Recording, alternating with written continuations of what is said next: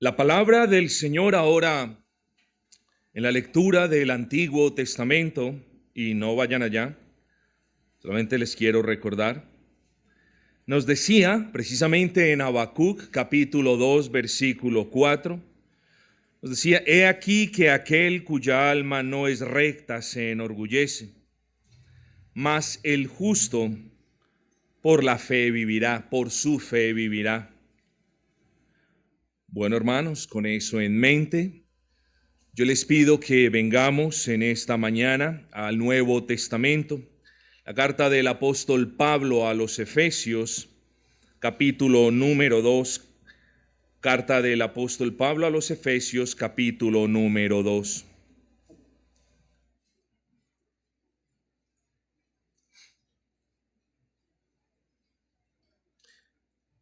Y vamos a leer dos versículos.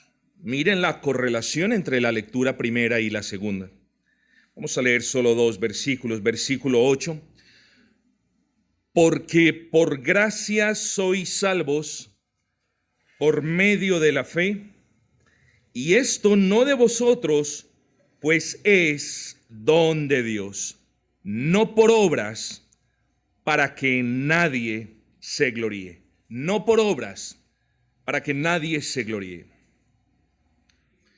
Queridos amigos, no hay duda alguna que este es uno de los versículos más dicientes de toda la bendita palabra de Dios en lo que respecta a la salvación de los pecadores. De este versículo podemos decir que exalta a Dios y humilla al hombre orgulloso que cree que puede tener paz con Dios, porque el hombre orgulloso quiere sus caminos, quiere sus métodos, quiere su manera, pero no quiere venir al Señor como Él ha demandado que vengamos a Él si queremos ser salvos. De este versículo también podemos decir que deja al hombre en una absoluta y total dependencia de que Dios lo salve. Pues bien, ¿vivimos en qué tipo de sociedad? Vivimos en una sociedad de mercado.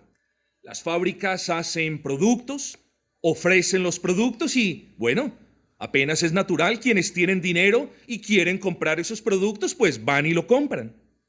Si usted tiene dinero para comprar lo que necesita, pues simplemente lo compra. A eso se le llama poder adquisitivo. El poder adquisitivo es la capacidad que tiene una persona para adquirir, para comprar bienes y servicios.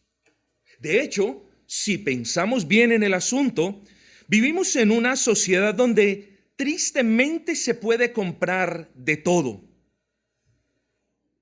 Claro, si quien quiere comprarlo tiene el poder adquisitivo. Escuchen esto.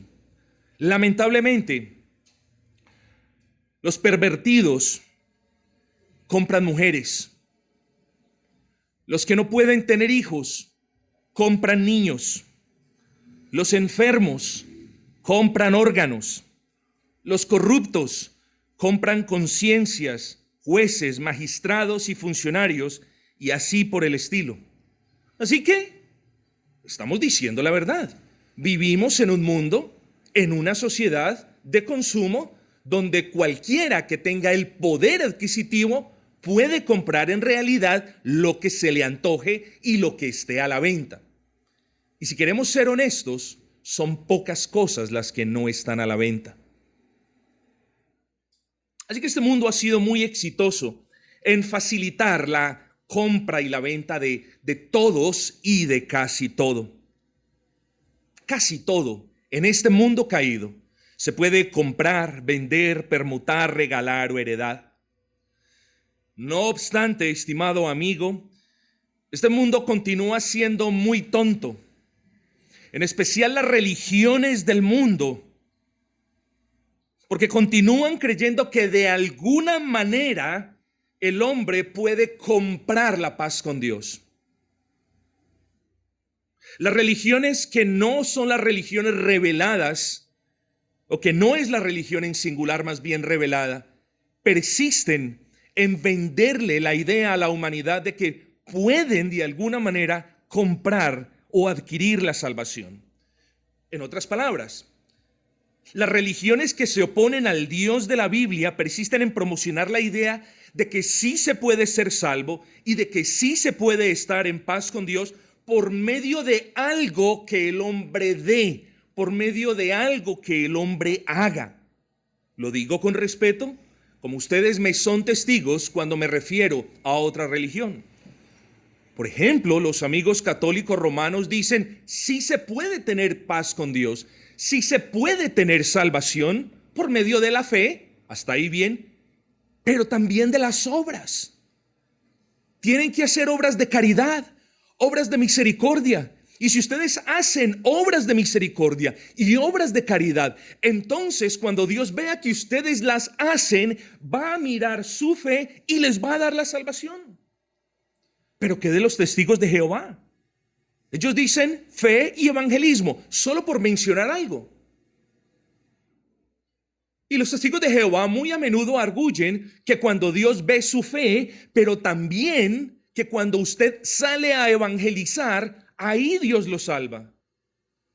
Es decir, si usted no sale a evangelizar, no puede tener salvación según ellos. Entonces, volvemos al punto. Un poco de fe, pero usted tiene que hacer algo. Si usted no hace ese algo, no puede tener la salvación. ¿Y qué de los adventistas? Por ejemplo, ellos dicen fe y obediencia perfecta a la ley. Es decir, usted tiene que hacer algo, Dios lo tiene que ver obedeciendo la ley y entonces Él lo salva. Tiene que cumplir un requisito. Son cosas tremendas. Pero ¿qué es lo que dice Dios en su palabra, estimados amigos? No por obras, no por nada de lo que usted haga o deje de hacer, va a ser salvo. Entonces, en el versículo 9, Pablo le dice a los hermanos de la iglesia de Éfeso que ellos fueron salvos, pero no lo fueron por obras. Y luego a continuación dice, porque si hubiese sido por obras, ustedes se estuvieran ufanando, diciendo, es que yo soy salvo por lo que hice. Por eso dice el apóstol, no por obras para que nadie se gloríe. Dios no estableció la salvación de los pecadores por nada de lo que los pecadores puedan hacer para que luego ellos no estén diciendo, es que yo hice esto y por eso fui salvo. Entonces, estos versículos ponen al hombre en total dependencia de Dios. Y por eso el título de este sermón es, quizás quieras la salvación, pero no tienes con qué. No importa si usted es muy inteligente, o si usted es muy pudiente, o si usted viene de una familia de alta alcurnia. No importa quién sea usted, de dónde venga usted, cuál es su estrato social, nada de eso importa. Puede tener todo el poder adquisitivo que quiera, no importa, porque no tiene con qué pagar. No tiene con qué adquirir la salvación que Dios le otorga al pecador. Vamos a hablar un poco de Dios, amigos. Porque antes de predicar el evangelio, quiero que ustedes vengan conmigo y miremos el versículo número 4. Pero Dios que es rico en misericordia. Dios es un Dios de misericordia. Ese es el primer punto que vamos a tratar. La expresión Dios es rico en misericordia es una expresión usada tanto por incrédulos como por creyentes. Los incrédulos deben ser conscientes de cuán grande es su miseria sin Cristo. E incluso si el incrédulo, si aquí hay un incrédulo, si aquí hay alguien que no es cristiano, se lo digo con respeto y con cariño. Usted es un miserable porque está sin Cristo. No obstante su miseria espiritual, y pese a su oposición al Dios Altísimo, Dios le provee a usted el aire que respira, y el pan que come, y el techo que los cubre, y así muchas otras cosas. Eso es misericordia. Misericordia es Dios no dándole a usted el castigo que usted merece. Misericordia es Dios mirando su estado de miseria y proveyéndole algunas gracias comunes, algunas bendiciones que Él derrama sobre buenos y malos. Así que aun si aquí hay alguien que no ha creído en Cristo, no vea esas misericordias generales como el hecho de que usted pueda tener una casa, como el hecho de que usted pueda alimentarse bien, como el hecho de que usted tenga a sus hijos bien. No vean esas misericordias generales, porque esas cosas Dios las da a todos, a los buenos, a los malos, a los pobres, a los ricos, a los gentiles, a los judíos, a todo el mundo. No se equivoque. Pero los creyentes también decimos Dios es rico en misericordia. Y lo decimos porque somos conscientes de que siendo merecedores de nada, el Señor nos concede misericordias renovadas cada día. Además de concedernos misericordias generales que mencionamos anteriormente, como el alimento y el vestido, Dios le otorga a sus hijos misericordias mucho más elevadas. Dios le otorga a quienes creen en Cristo misericordias mucho más elevadas, mucho más grandes que esas misericordias generales que acabamos de describir. Pero pese a que tanto los creyentes como los incrédulos pueden decir Dios es rico en misericordia, preste atención a esto. Estamos en el contexto de la carta a los Efesios. Solo los creyentes pueden decir, en medio de la miseria de mi vida en pecado, Él me amó. Solo el creyente puede decir eso. En medio de la miseria de mi vida en pecado, Él me manifestó su amor. Solo el creyente puede decir eso. Entonces nos vemos obligados aquí a hablar del Dios de amor. Volvamos a ver el versículo 4. Pero Dios, que es rico en misericordia, dice, por su gran amor. Amigos, ese amor de Dios del que habla Pablo es un acto de su voluntad por medio del cual Él decide hacer de un pecador el objeto de su infinito afecto y estima. ¿Entendió qué es eso? Cuando hablamos del amor de Dios, hablamos de esa gracia, de ese atributo por el cual Él decide, el amor es algo voluntario, Él decide hacer del pecador el objeto de su amor y particular estima. Así que el amor del que nos habla Pablo no es un sentimiento, amigos, sino una acción continua. No es un acto intermitente, sino eterno e infinito. No es una luz tenue, sino que el amor de Dios es la más poderosa de todas las antorchas de esperanza, mis amados hermanos.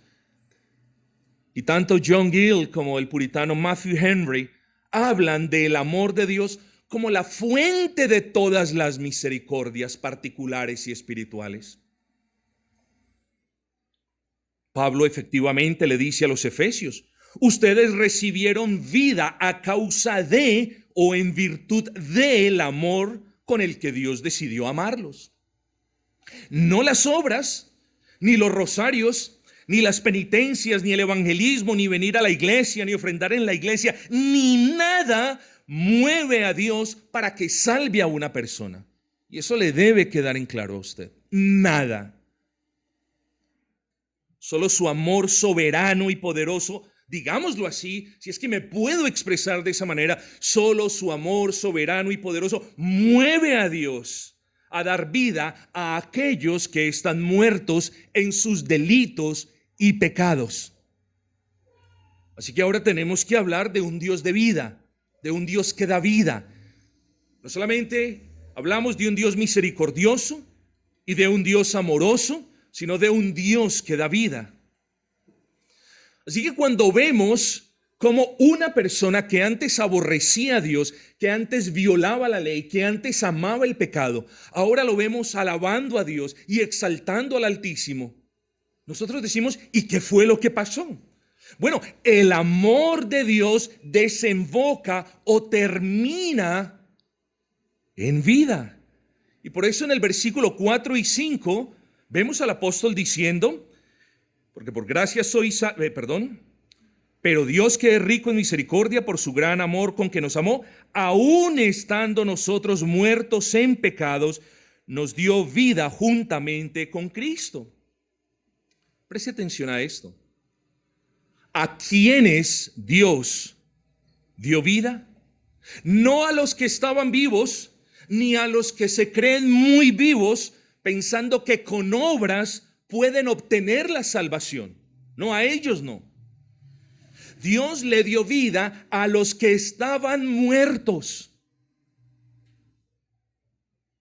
a los que estaban bien muertos en sus pecados.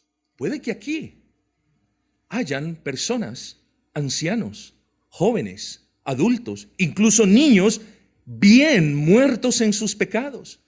Y esto debe representar una luz de esperanza para usted, porque solamente Dios puede dar vida. Y cuando Dios da vida, lo hace por su mero amor y no por nada que nosotros hagamos. A los asesinos Dios les da vida. A los mentirosos Dios nos dio vida.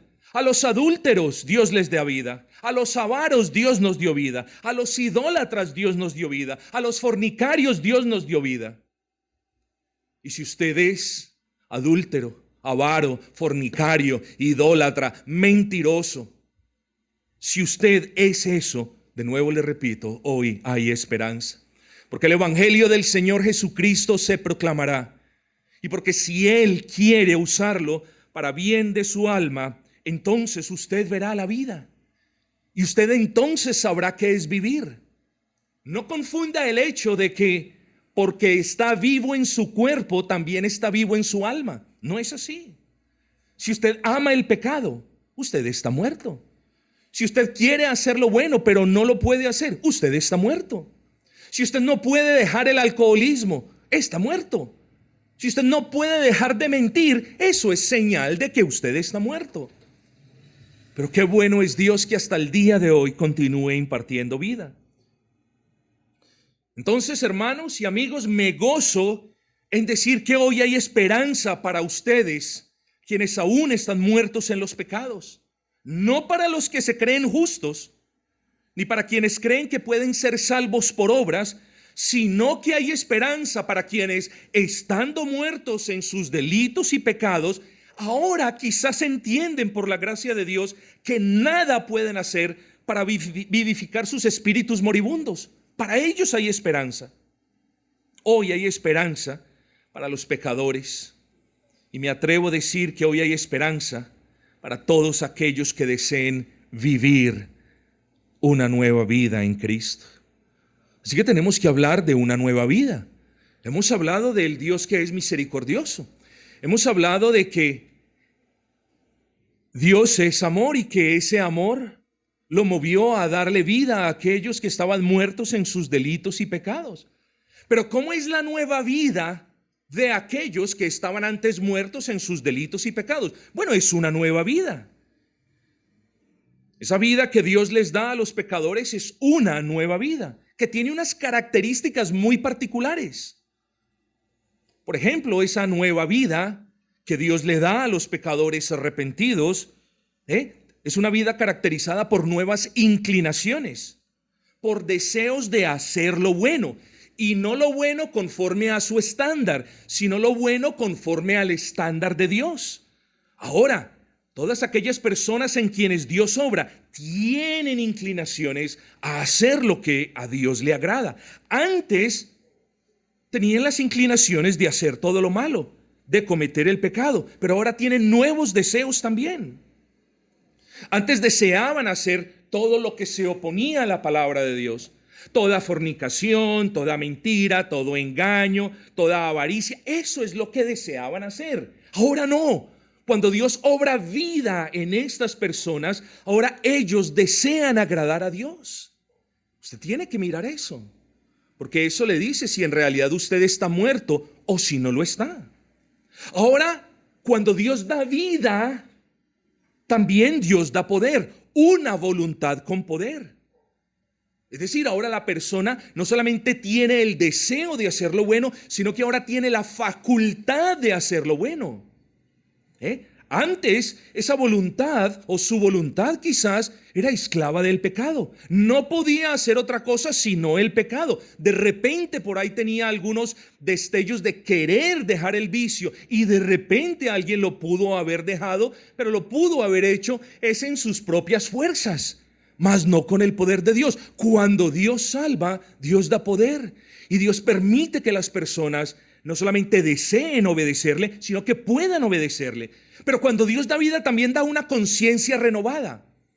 Antes, esa conciencia estaba cauterizada, pero ahora la conciencia tiene la capacidad de escuchar la voz de Dios en ellos y de responder de manera acorde. Ahora la conciencia acusa al que tiene nueva vida cuando hace algo malo y le dice, confirma al que tiene nueva vida que está haciendo lo que es agradable a Dios. Pero una de las cosas que hace Dios cuando da vida o regenera en un argot más doctrinal es que le da a la persona, y quiero que piense atención, porque cuando usted salga de este recinto, usted se va a poder dar cuenta si usted en realidad está muerto o sigue muerto o si usted está vivo. Eso usted se va a dar cuenta cuando salga de este recinto. Y yo le voy a decir por qué. Porque cuando en realidad Dios le da vida a alguien, esa persona ahora tiene la capacidad de comprender cuestiones espirituales. Cuando Dios regenera, renueva, revive el corazón de una persona, ahora esa persona puede comprender el evangelio. Ahora esa persona entiende que es merecedor de la ira de Dios. Ahora esa persona puede ver sus pecados y puede entender que sus pecados merecen un pago.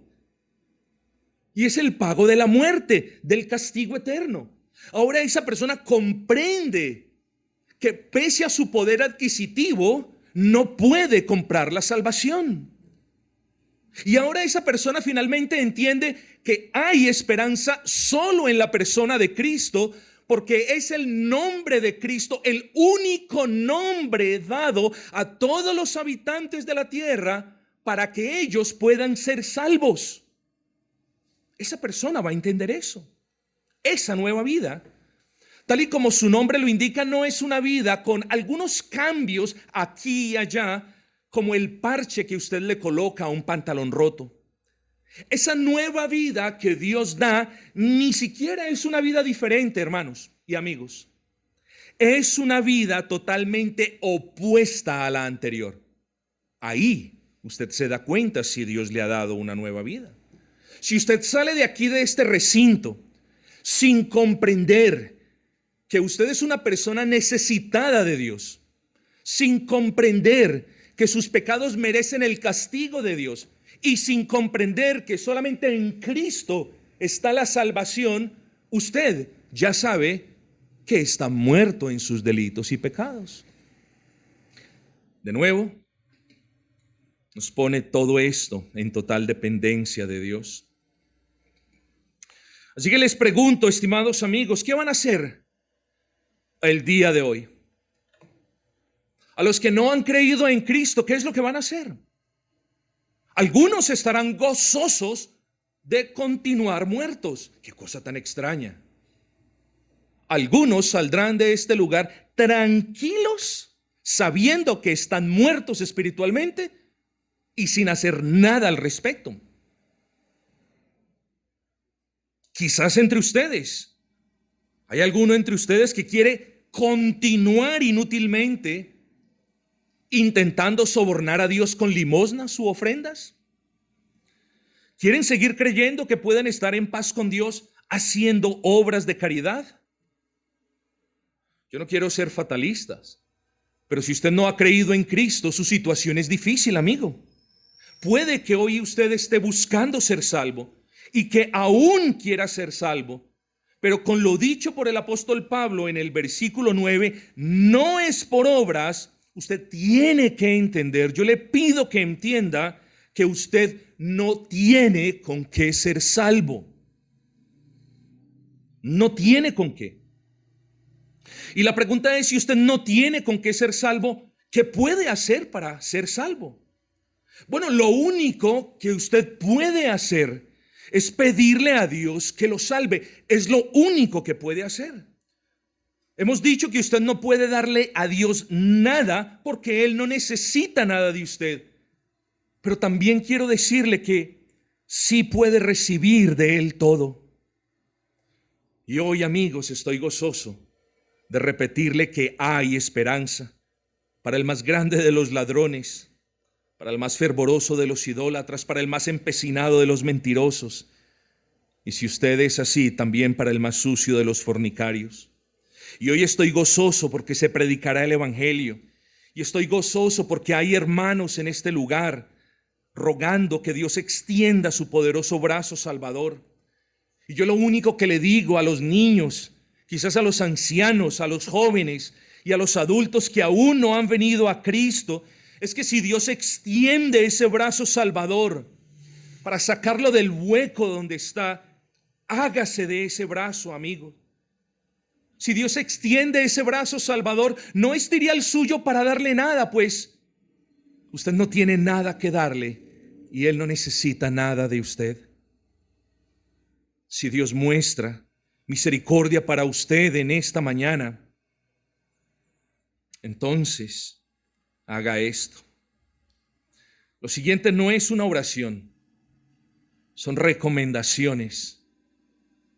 Pero si usted en realidad desea tener paz con Dios, y de nuevo le hablo a los ancianos, a los jóvenes y a los niños, si usted sabe que está muerto en sus delitos y pecados, hombre, pídale a Dios que le dé vida.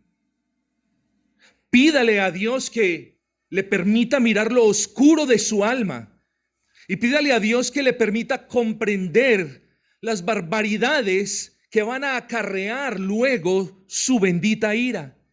Pídale a Dios que le permita ver la miseria en la que se encuentra sin un Salvador y la desesperanza que le aguardará más adelante.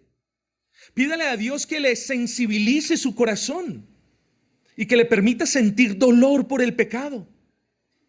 No importa, de nuevo, cuán influyente, inteligente o poderoso sea usted, usted no tiene con qué obtener la salvación.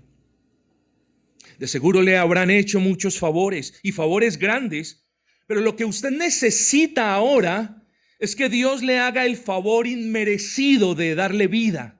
Eso es lo que usted necesita.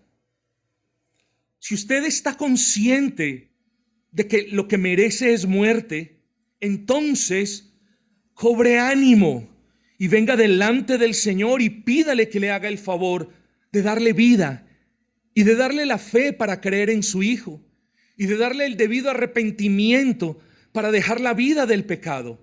Esto no como obra, sino como la muestra de una fe salvífica verdadera. Si usted es consciente, amigo, de que no puede heredar la salvación, es que yo soy cristiano porque mis padres fueron cristianos. Si usted es consciente de que no puede comprar la salvación, es que yo voy a la iglesia y ofrendo, entonces yo soy una persona salva.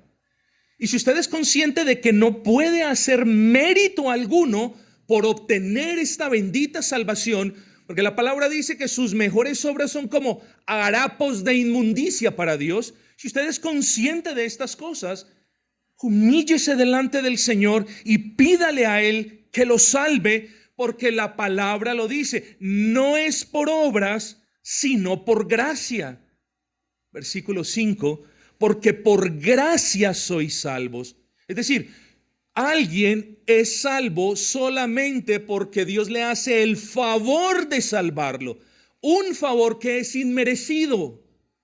Entonces, amigo, usted no puede hacer nada, absolutamente nada para ser salvo, excepto pedirle a Dios que le dé vida y que le dé fe para creer en su Hijo y arrepentimiento para venir a Él. Es lo único que puede hacer. Y lo único que puede hacer es rogarle al Dios Altísimo que no lo deje perecer en la dureza de su corazón, ni en el engaño de que puede tener paz con Dios por medio de algo que usted haga. Eso puede hacer si quiere hacerlo. Pero luego de las palabras que hemos considerado de manera sucinta, luego de estas palabras, amigos, Pablo le dice a los efesios algo de lo que ya hemos hablado, pero vamos a hablar un poquito más. Pablo le dice a los efesios algo que ha desanimado a millones y a millones de personas a lo largo de los siglos. Y de hecho Pablo dice a continuación, algo que ya hemos leído, Pablo dice algo que ha alejado a muchos del camino de la salvación. ¿Qué es eso que Pablo dice que ha alejado a millones de personas? Bueno, es algo que no muchas personas quieren oír. Noten esto, Pablo dice 4 cosas. Versículo 8. Porque por gracia sois salvos, ya lo vimos, por medio de la fe. ¿Fe en qué? Por gracia sois salvos, es decir, vosotros, niños, ancianos, personas adultas, podéis ser salvos, pero solamente recibiendo, no dando. Solamente si Dios os hace el favor, es decir, pidan el favor de Dios, que Dios lo concede a todo aquel que se humilla delante de Él. Pero esto no por nada de lo que ustedes hagan. Entonces, somos salvos por medio de la fe. ¿Fe en quién? Fe en la persona de Cristo. En la segunda persona de la Trinidad, que tomó forma de hombre y que nació sin pecado y que representa a todos aquellos que creen en Él delante de Dios.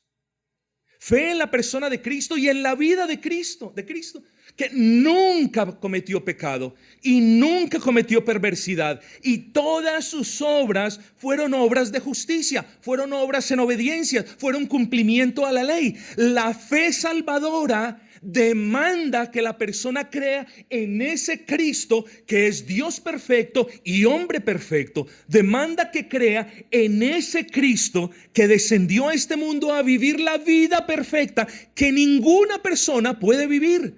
Porque solamente aquellos que vivan de manera perfecta pueden obtener el favor de Dios. ¿Y quién de ustedes puede vivir de manera perfecta? Sabemos que nadie. Entonces, ¿cómo una persona puede ser salva? Poniendo sus afectos y su fe en aquel Dios que sí vivió de manera perfecta entre nosotros. Esa fe salvífica demanda que nosotros pongamos nuestra mirada en lo que ocurrió en el monte del Calvario. Porque allí en la cruz del Calvario, ese Dios perfecto y hombre perfecto derramó toda su sangre para cubrir la multitud de la culpa, de los pecados de aquellos que creen en Él. Así que no es por obras, ni por limosnas, ni por rosarios, ni por ir de rodillas, ni por hacer esto o aquello, ni siquiera por venir al templo. La salvación es por gracia y el medio es la fe. Fe en la persona de Cristo, en la vida de Cristo, en la muerte de Cristo, en lo que Cristo logró en la cruz del Calvario y en la resurrección de Cristo. Eso es lo primero que Pablo dice, y eso no le gusta a las personas. A las personas les gusta hacer algo, que ellos puedan ver que están haciendo algo, que ellos puedan ver que se les están sagrando las rodillas, que ellos puedan ver que están depositando un billete en el ofrendario, que ellos puedan ver que hacen, que no hacen, que van o que vienen. Eso le gusta a las personas. Por tanto, cuando la palabra de Dios dice, no es por nada de lo que ustedes hagan, sino que es por el favor de Dios. No es por nada de lo que ustedes hagan, sino que es por la fe. A las personas no les gusta. Y de hecho, menos les gusta que Pablo les diga, y la fe no la fabrican ustedes. Miren lo que dice el versículo 8.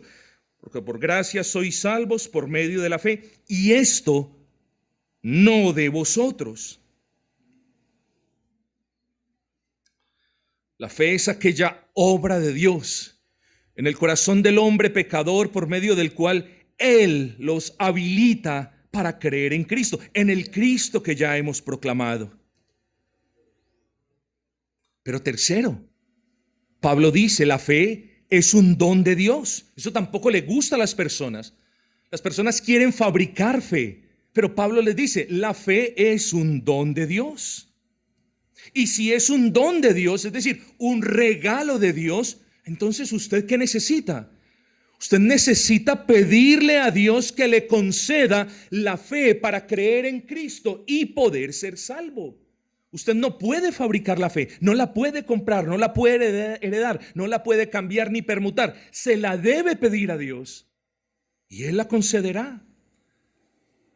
Por eso dice, es un don de Dios. Pero finalmente dice, no es por obras. Y esto no de vosotros, pues es don de Dios, no por obras, para que nadie se gloríe. Amigo, abandone todo intento, por favor, de buscar la salvación en las ofrendas, porque usted no puede sobornar a Dios. Abandone todo intento de buscar la salvación en la religión, porque la religión no salva.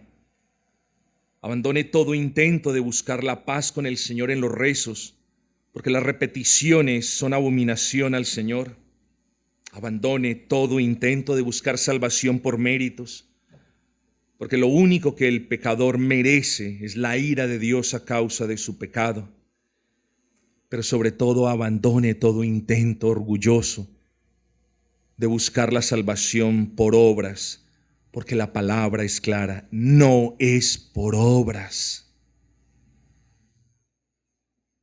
Entonces, puede que exista aquí una persona que quiera ser salva, pero ya entendió. Quizás, Señor, quiero ser salvo, pero no tengo con qué. Quiero estar en paz contigo, pero no tengo nada que darte. Quizás existe una persona que ya entendió estas cosas y que ya miró su pecado y que siente vergüenza ahora por su pecado. Quizás Dios ya pringó a alguien y ya redargulló a alguien de su pecado. Y ese es el evangelio que ahora predicamos, mis amados. No intente más por las obras, porque sus obras no son aceptas por estar manchadas del pecado, pero las de Cristo sí son, porque en Él no hubo pecado. Cristo no necesitaba ser salvo, pero adquirió los derechos para que otras personas, quizás usted, hoy pueda ser salvo. Y tenemos que poner los ojos en la persona de Cristo, en aquel que nació sin pecado, que vivió en obediencia y que halló aprobación del Padre. En ese Cristo que subió a la cruz del Calvario por los pecadores para ser castigado por Dios en lugar de quienes creen. Y ese castigo sirvió un propósito grandísimo, que fue aplacar la ira del Padre que sus pecados merecen, si es que usted cree. Y fue un castigo de 6 horas, en el que Él recibió todo el peso de la justicia de Dios comprimido en esas 6 horas. Todo el peso del infierno que sus pecados merecen, ahí lo llevó Cristo en la cruz del Calvario. Pero estas palabras solamente son relevantes para quienes pueden ver su pecado y su necesidad. Así que si usted hoy ve su pecado y hoy ve su necesidad, pero también entiende que Cristo llevó su pecado en la cruz del Calvario y que la ira de Dios vino sobre esos pecados en la cruz del Calvario y que entonces Cristo ya pagó por sus pecados, enhorabuena, amigo, porque usted es salvo. La salvación no se demora. Los que nos tardamos somos nosotros en arrepentirnos y venir creyendo en ese Cristo que murió por nosotros. Allí, en esa fría cruz, el Señor derramó toda su sangre para borrar, como decimos, la multitud de sus pecados. Y finalmente, Él murió para que todos aquellos que creen en Él tengan vida y vida en abundancia.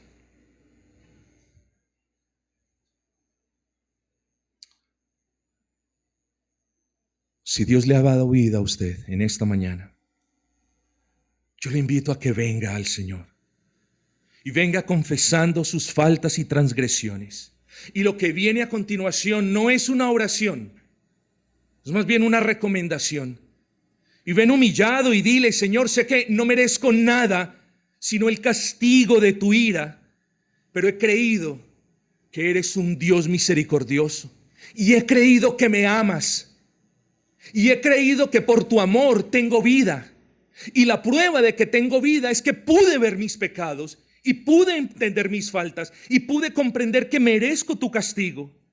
Pero Señor, también he creído que tu amor se ha manifestado en mi corazón por medio de la fe. Y ahora creo en tu Hijo y sé quién es Él. Y sé que llevó mis pecados en la cruz del Calvario. Y sé que ya fueron mis pecados saldados. No te debo nada, Señor. La fe lleva al pecador a estar en paz con Dios. Si usted ha entendido este evangelio, si usted ha abrazado el evangelio, si usted ha venido al Señor en fe y en arrepentimiento, usted es salvo. Y con esta frase termino. Todo lo que hemos dicho hasta este punto no les gusta a aquellos que quieren las obras. No les gusta. A los que piensan que hay caminos diferentes a este, o por obras, o por limosnas, o por penitencias, o por cualquier otra cosa, este camino de la fe no les gusta. Si usted ha entendido esto, venga al Señor. Venga a aquel Dios que ya no está ofendido con aquellos que creen en su Hijo. Venga confiado delante de aquel Señor que ya no impartirá castigo sobre usted porque usted creyó en el Cristo que llevó su castigo.